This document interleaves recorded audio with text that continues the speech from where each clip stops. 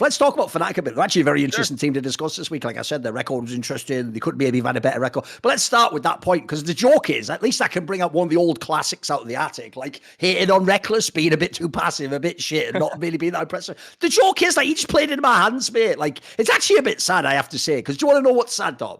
I actually didn't expect Rekkless to struggle at all. I actually was shocked, by the way, the odd times I would watch him on Karma and Corp. Like, dude, if I took the nameplate off, you wouldn't even know this was like a all-time great player. Like, when you watch him in the RLs, you would have thought it was just an all right player. It looked like he was checked out mentally to me. So I actually wonder where he's at here. Because here's the thing, I mentioned it on Summoning Insight, but I heard behind the scenes, Dom, that if Upset had wanted to, he would be the ADC of Fnatic right now. It wouldn't be Rekkless. I've heard that that whole thing might have actually just been like Fnatic's like PR move to have like a win in the offseason. Like, hey fans, at least we got Rekkless back. Like, because the thing I worry about is, dude, it does look like, I don't know, is Rekkless really like locked in to be a top player again? Because this first week was just underwhelming, you know what I mean? So it wasn't even funny that much. I mean, look, it was funny when like Mickey X fucking ignited him and stuff. Like, that was funny. And obviously him just failing that game for no reason was pretty funny. But it's a bit underwhelming, isn't it? You know what I mean? Like, he actually looks like one of the worst parts of Fnatic at the moment. I'm not even hating by saying that.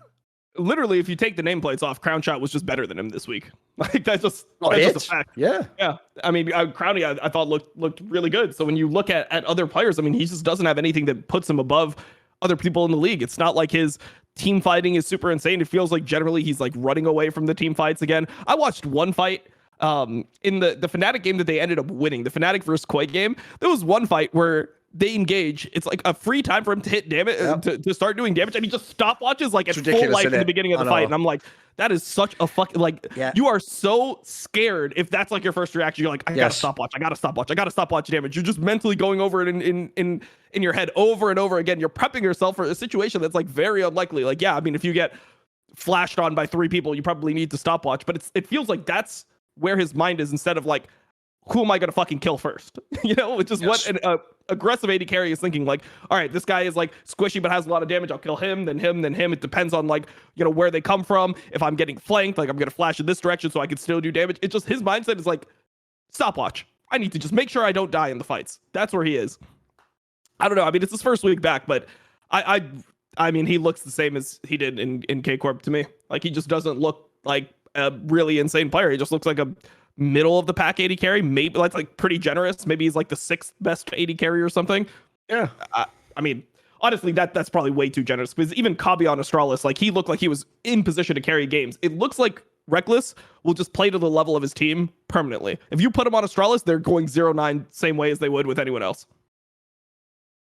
Which is, by the way, I will say, somewhat startling, because what obviously fans used to try and justify to me over the years, if Rekkless was ever passive, was like, well, he's playing the right way because he's got like caps, or he's got expected. He doesn't have, first of all, he doesn't have those players. And then secondly, I agree with you. If you put this guy on a bottom team, dude, he wouldn't do a forgiven a 1v9. He would just play with the team and lose the games. Like, if he was in Crown Shot spot, like you're saying, they would just still lose every game, of course. In fact, if anything, like you're saying, maybe they even do worse at the moment. Like, Crowdy actually looks like the best player on that team. So, no, the other thing about this I'll say as well is the reason I did think it was a bit egregious, there's 2 factors. One is, as you say, right, here's the problem. This will sound counterintuitive to a fan, because by definition in the team fight, the ADC should try and stay alive as long as possible. But there's an end to that sentence that the full stop doesn't go there.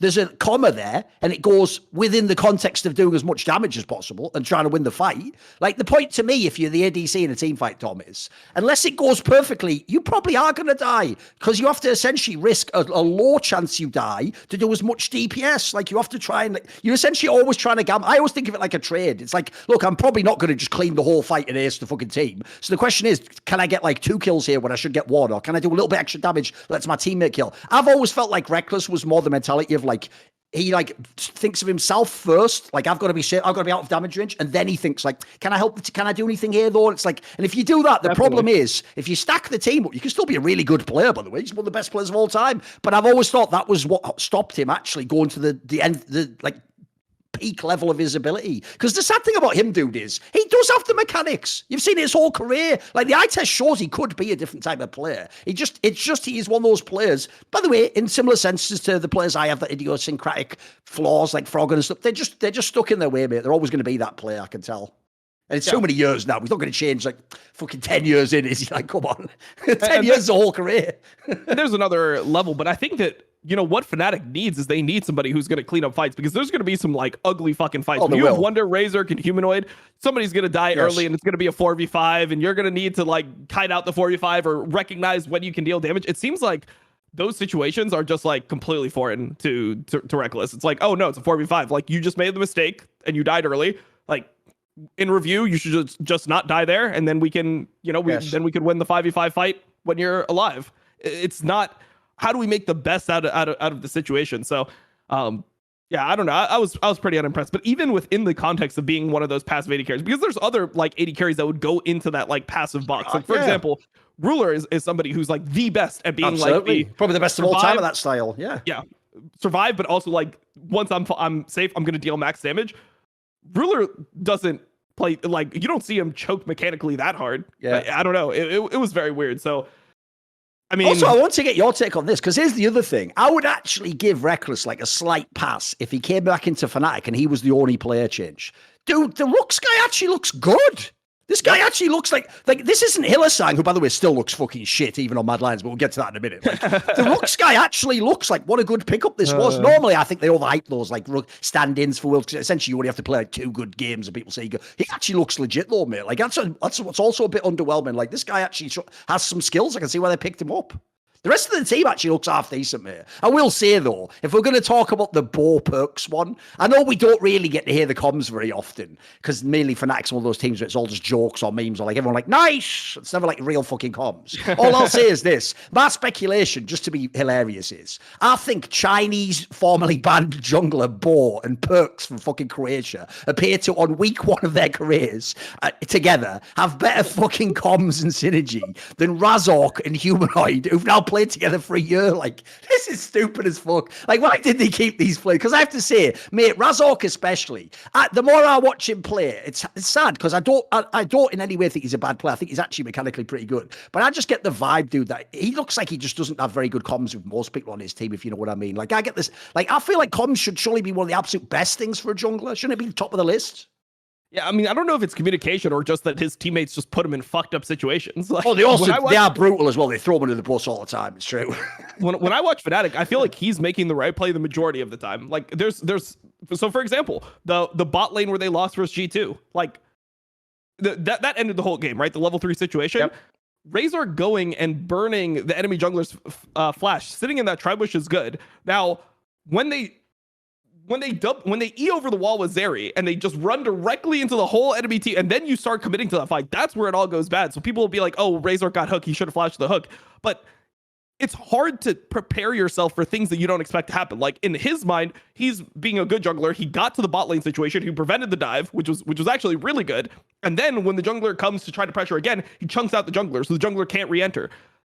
Then when you have a Zeri flying into the whole team, it fucks up your perception of it. It's like, oh, well, was that chunk that I got on the jungler good enough that we can now win the fight? Like, do we want to fight? Like, you're going to feed off what your other teammates do. And when your teammates do weird shit, like when you watch how Humanoid plays, for example, he's still doing all that shit in the know. Come on. Yeah, he's just doing ridiculous shit. I mean, people will focus on the Gragas cask in the team fight versus Vitality, but you know, I mean, realistically, him flashing on Bo, not knowing that the enemy, like not hitting tab, not knowing the enemy jungler has a maw, and you know, pretty much flashing in. It looks like he doesn't care, dude. It genuinely looks like he just does whatever he wants. He doesn't give a fuck. It looks like he's out of practice, to be honest. He looks like somebody who like takes a break during the offseason. That's how I feel. I could believe when I watch him play, it doesn't seem like he like grinded the game in the offseason and, you know, put like hundreds of games into solo queue. It seems like he's like, all right, you know, we'll just get it back together, you know. Sadly, I don't remember who told me this, but someone told me that he doesn't like League of Legends, mate.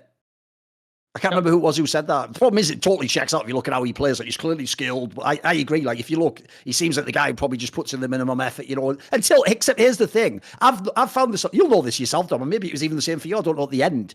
A lot of people who are pros, by the way, it's actually very rare that you get the faker type guy who genuinely seems to like playing League of Legends 10 hours a day for 10 years. Even when people start like that, I find after a couple of years, most pros, the love of the game goes down year on year on year, like drastically. And a lot of them, it's only a few years, a lot of them just start saying what people like Soaz are actually brave enough to say publicly. They'll just actually say, like, actually, I only really play for competition. Because the problem with that is, if you notice, and by the way, that's why Soaz is the best example ever. Yeah, that's what I was going to ask. Because the thing is, what I find is, by default, the people where they mainly care about competition, logically, they just increase how much they practice by the competition. So yeah, if you're at Worlds, like he was, suddenly he was good. Suddenly he had the effort in. When he was in playoffs in summer, he started to get together. But the problem is, you put this guy on a random regular season game, he just sends him. He just fucking phones it in.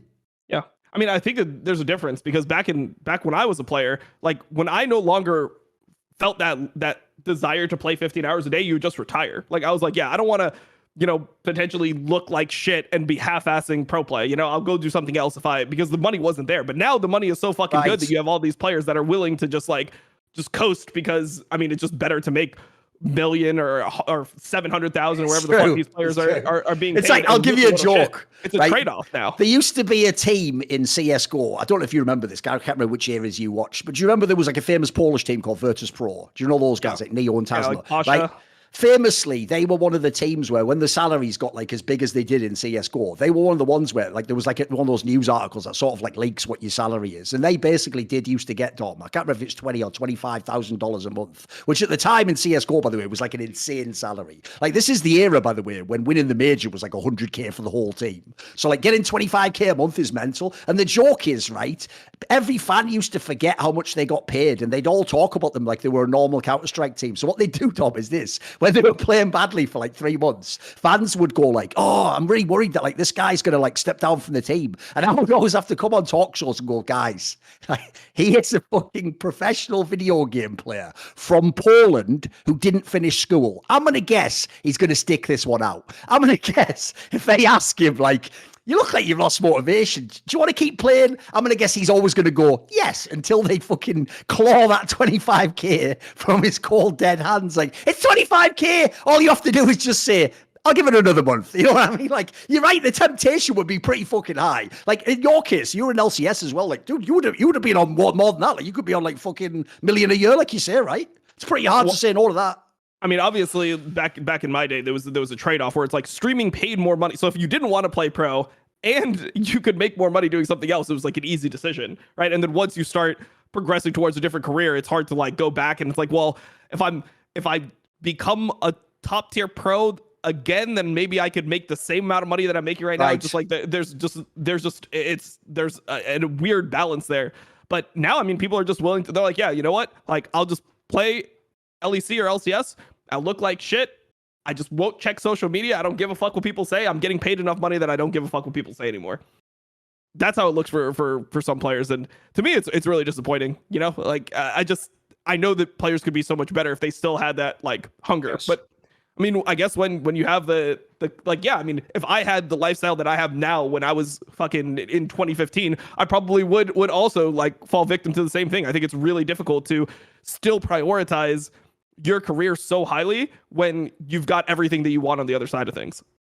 Yes, absolutely. It's why I actually do think any player who can just keep it going for all those years, like I think a modern example would be someone like a Perks or something. I think they are just good as fuck. It's amazing. They can just keep trying every year and come back after the challenges and think you can do more. It's amazing, isn't it? Like that mindset when you see it is so rare. No, to bring it back though, the joke is of all the teams in the whole fucking league, mate, I feel like Fnatic is the one we just nailed the hardest. Like they just are absolutely a mid-table team. Like this team doesn't look like it could win LEC. Like I don't know what's going to change because at the moment, across the board, it looks pretty whack, mate. Like I say, they maybe could have stole that Vitality game, but even then, who cares? Like, it would just be a BO1 in it. Like, I think this team is going to struggle once they get to the next stage. They're going to be in the next stage, but they're not going to win the BO3s and fucking go deep in the. I think this team is going to get exposed. But the question really is this: do you think that they will make the top 4 stage after the BO3s? That's the interesting one, because obviously the BO3s gives them still a bit of time for people like Humanoid to play themselves on the ship. The problem I have is this. I'll do the same thing I did when I was talking about like some of the other squads.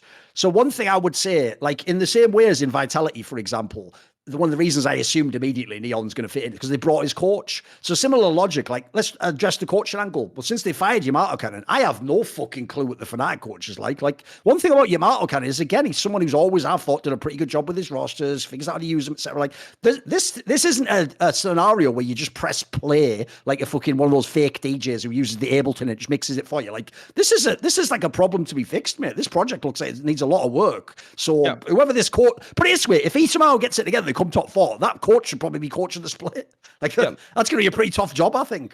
I think there's one more issue here that people have been, I feel like misreading, which is when they look at the games, they're like, oh, well, they went 1-2 and they could have won that Vitality game, right? Like that's the way they put it in their minds. So they're like, oh, they should have been 2-1. But if you do that, then they should have lost the Koi game, right? Yep. Like they were getting smashed in that game. Yep. So either way, they looked bad in 2 out of the 3 early, like really bad. Like they were really fucking far behind in the Koi game, and G2 absolutely smashed them, right? So if you want to do the other side of things and you're trying to say, oh, well, you know, look at what could have been. If you look at what could have been either way and you're fair throughout all of it, they're just 1-2. Like that is what they did. And yeah, they had a tough schedule, but the way that they lost games I thought was really weird. They look like actually one of the worst like early game teams that I've seen. Yes. That's the saddest thing is XL and Fnatic both were ass in the early game. Ass. And here's the problem. This is where things can be so counterintuitive in video games, Dom, right? Logically, someone might think, no problem. They've got all these really good ADCs, so they'll be good in late game team fight. You don't get to late game team fights in modern League of Legends if you're behind all the time. If all your lanes are behind and you're significant, you don't have any agency to move on the map and get the drag. You're not good. It's not season 6, Dom. There is no late game team fight. Like late game in this world is going to be like 25 minutes. You've lost the game. Like it's over. Like I feel like that's like a relic of old thinking of League of Legends. You can't just sit there and wait for the ADC to scale from it. It's not going to happen anymore. You got to do something. Yeah, and I mean, it's just they aren't on the same page with fairly obvious situations too. That's the scary part. Like the G2 game. So this is the trap that people are going to fall into with G2. Like they look like by far the best, but you have to look at like how they got to the points where they were smashing the games. And there were some stumbles where once teams are better, like this shit's not going to work anymore. Obviously, they're way ahead, but they still have to continue getting better, right? It's not like we're going to say week 1 that they've already won the championship. One thing that we can go into specifically is that game versus Fnatic, since we were just talking about Fnatic. In that game, G2 has the ability with their draft to like completely shut out Fnatic from the beginning of the game. If they do the lane invade, I was talking to Selfmade about it on one of the streams, and one good point he had is if you lane invade bot side and you just directly split the map, the bot lane can't ever play. Like they can never do anything bot side. Fnatic can never do anything bot side because they have the Nautilus, Draven, and then they have the stronger early game jungler. So you can't generally draft weaker early game jungler and weaker bot lane because you just get the map split. They play on one side of the map, they just dive you, and there's no counterplay because your jungler is on top side.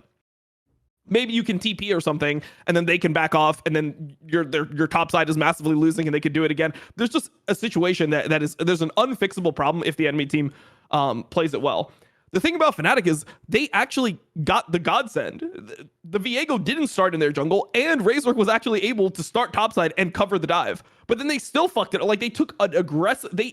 They're jumping into an aggressive 3v3 with Zeri, Yuumi, and Sejuani into Viego. The key point here is they opted into it, right, Dom? They could have chose not to have this fight. Yeah, 100%. They opted into something like that, and that's like it's like. We're in season 13. What? We're fighting early game with Yuumi into Draven. Like we don't Draven, I know exactly. Come on. Draven. And also, there's the other thing, dude. You're Rekkless. You've played every fucking Draven forever. You know Hansama. Yeah, you know what it's like to play against Draven. You know what? You just stay away from him for the first like 5 levels. Come on. Yeah. For sure. I mean, you just get to... Look, Draven is the same thing. You let him do whatever the fuck he wants. You try to make sure that you're not diveable, and then you like bring people at level 6. You get a gank at a certain timing. You just make the game hard for the fucking Draven to play. You kill him once, and then you're just ahead for the rest of the game. Yes. We have to know in season 13 to not opt into a fight where like you have weaker early game support. You have weaker early game AD carry and weaker early game jungler. It doesn't get more obvious than that. So that's my issue with Fnatic is like, how do you guys like... They know it. That's the problem is they do know it. I'm not like some fucking genius where I'm like, hey, maybe we should not take this 3v3. And they'd be like, what? What the fuck? Oh, yeah, I never thought of that. No, they know that this is the obvious play, but they can't execute it together. Also, here's the other thing, dude. Like, that's an example of where it's not even one mistake. It's about 3 mistakes in a row. Like, if you go back and watch, I was just looking at it now while you were talking. Dude, they have like about 3 chances to just disengage. Even at the end, they can just walk away and they just go back in and get fucking Nautilus hooked. Like, I mean, Rekkless can't flash like an I know. auto. Like, what the hell? Flashes once the auto's already on him. It's like disgusting. Like, come on, bro. Like, we're flashing when the auto's already on us and giving him a triple. Like, surely we don't all have to die here. Come on. Come on, man. And people will say you're being too harsh on Fnatic, but like it's week 1. I agree. Basic League of Legends. Like if I saw this in a solo queue game, I'm typing. Like if I am juggling and I saw this in a solo queue game, you're getting a new novel written in that game before the game ends. Yes. See more cool, funny, interesting clips based on topics from my content? Well, subscribe to this channel then, or, you know, be a pleb and don't.